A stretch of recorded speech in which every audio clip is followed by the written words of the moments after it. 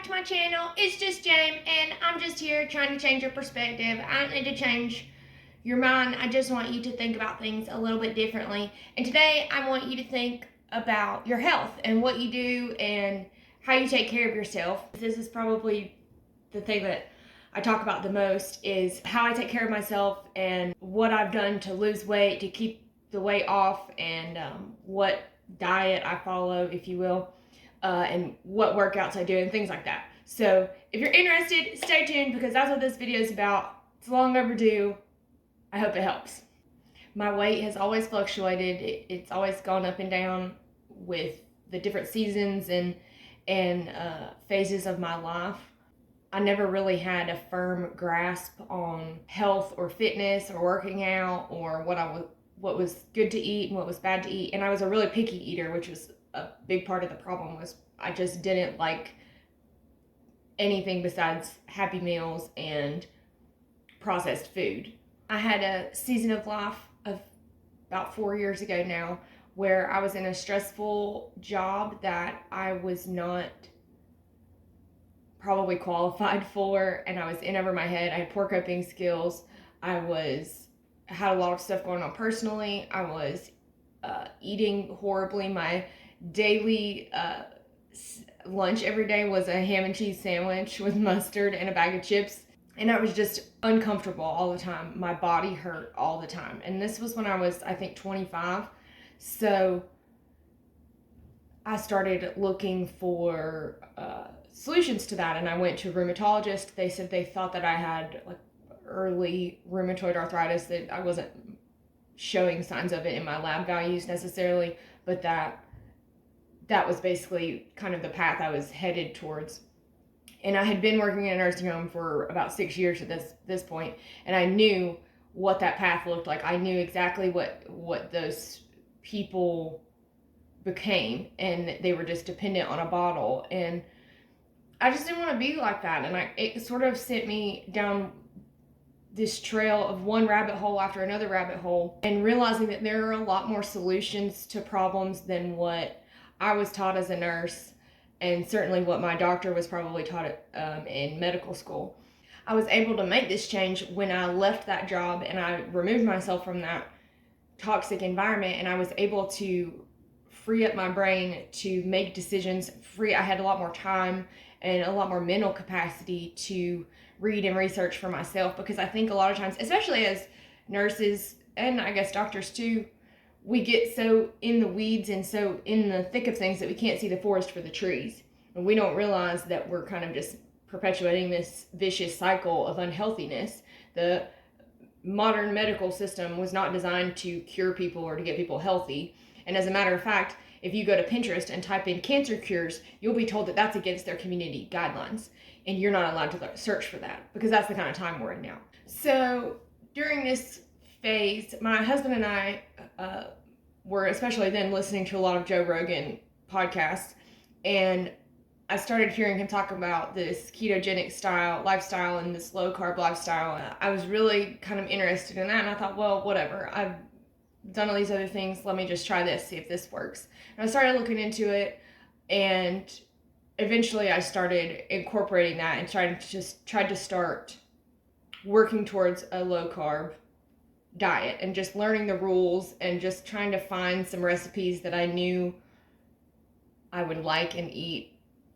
And I realized very quickly that the ketogenic lifestyle was definitely the closest thing I could find, or the best that I had found thus far, at being able to have things that I would eat.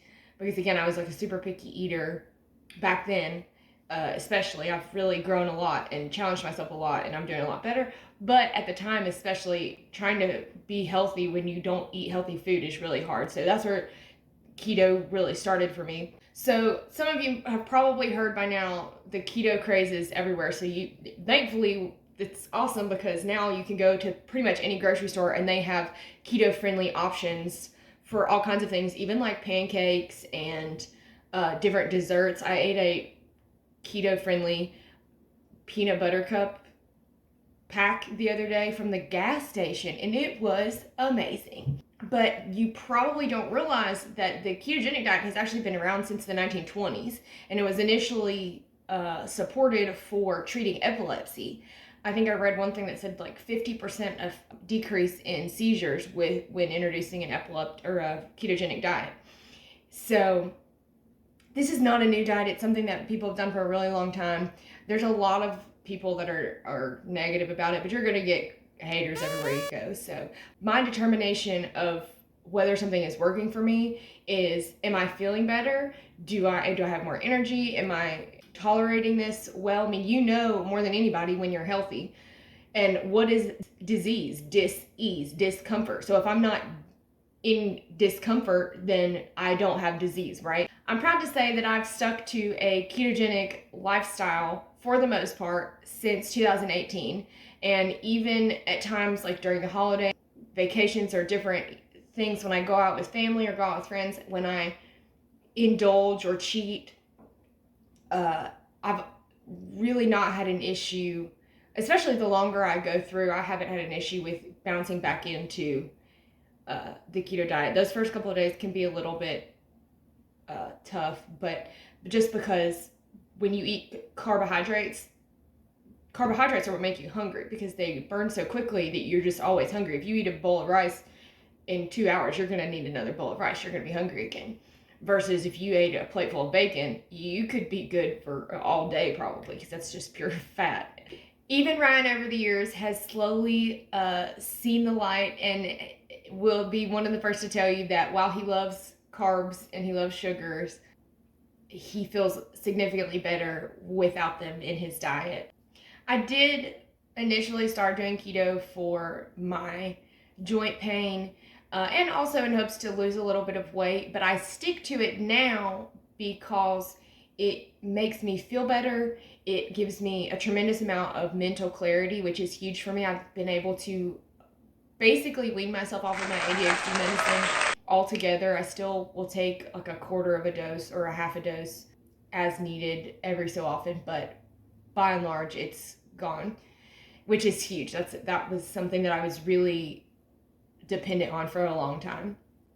I have increased energy and significantly less pain in my joints, and a good experiment, I guess, that I have done several times now is when I go off of this sort of diet, especially during the holidays, because we just have so much food sitting around, that I'll just give myself permission to just eat whatever because I don't want the food to go to waste.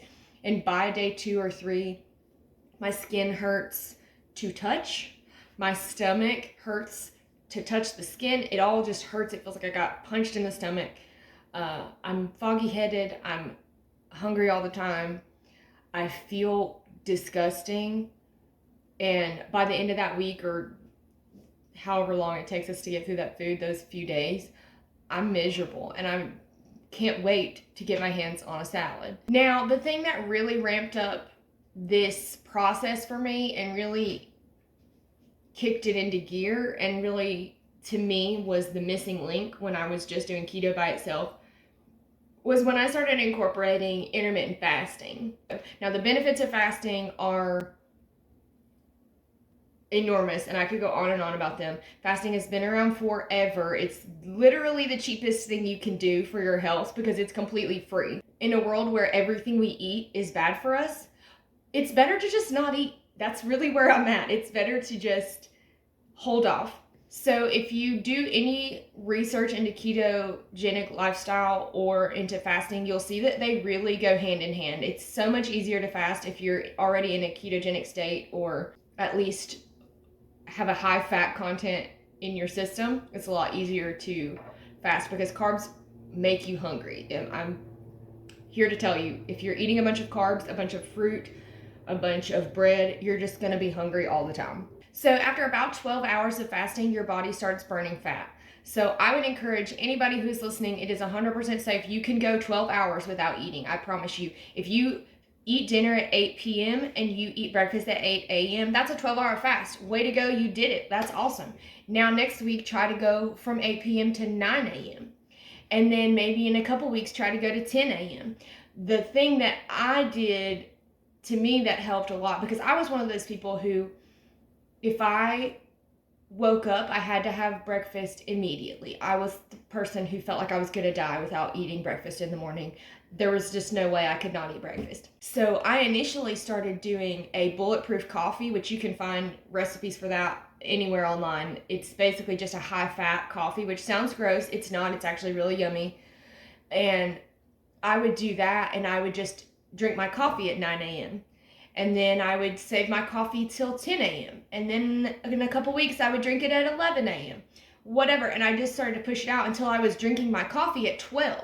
And then I was going usually from 10 p.m. to 12 p.m. because we actually eat late. So my goal is to try to finish dinner by 10 p.m.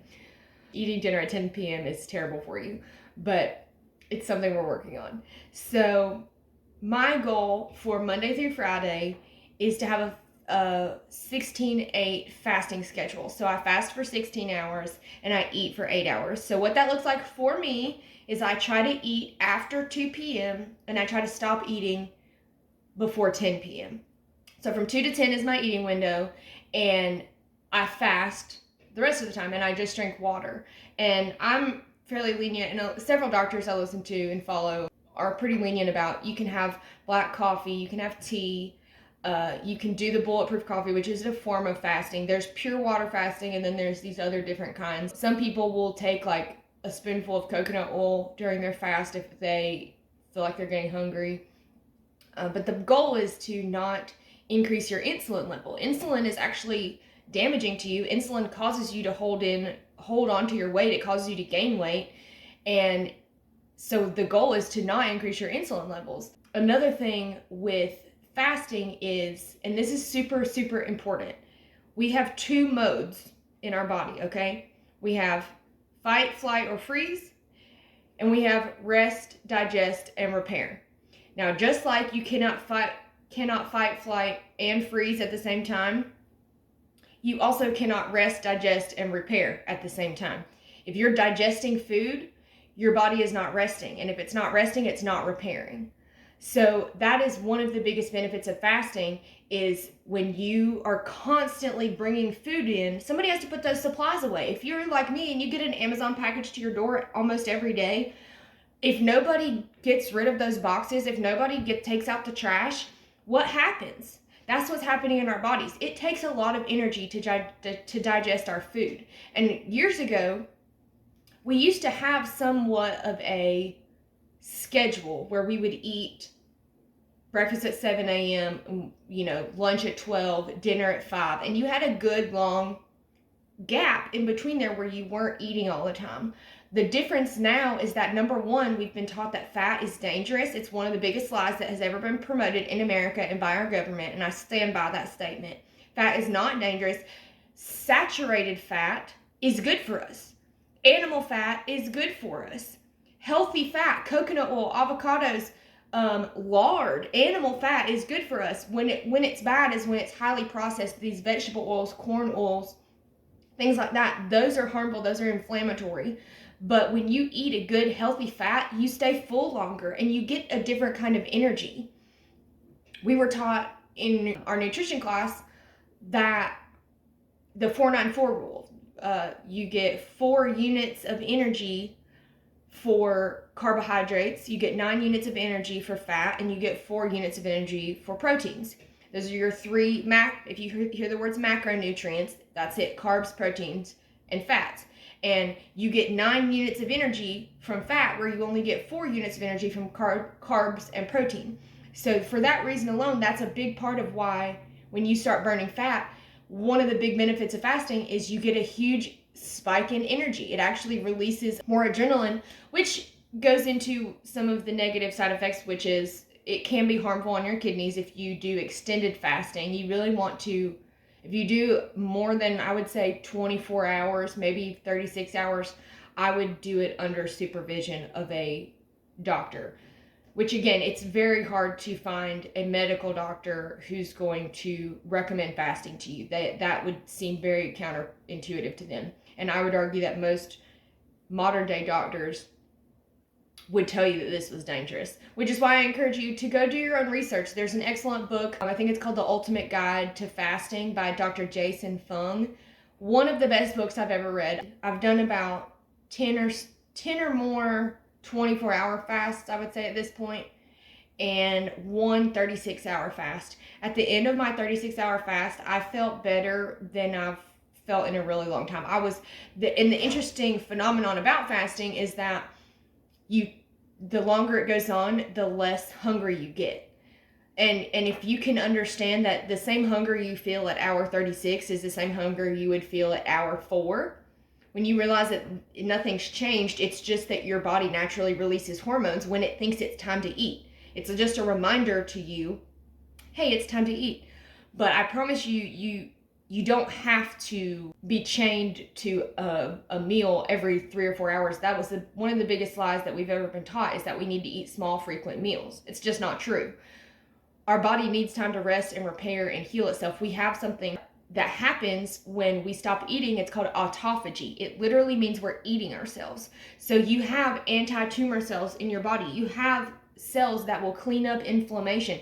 What happens is when a cell dies, we have other cells that can come in and eat up and get rid of that garbage, because an old dead cell is garbage in your system. And if it's not cleaned up, what happens? The same thing that happens in your house when it gets dirty and decluttered and there's trash piled up everywhere. It starts to stink. It's not functional.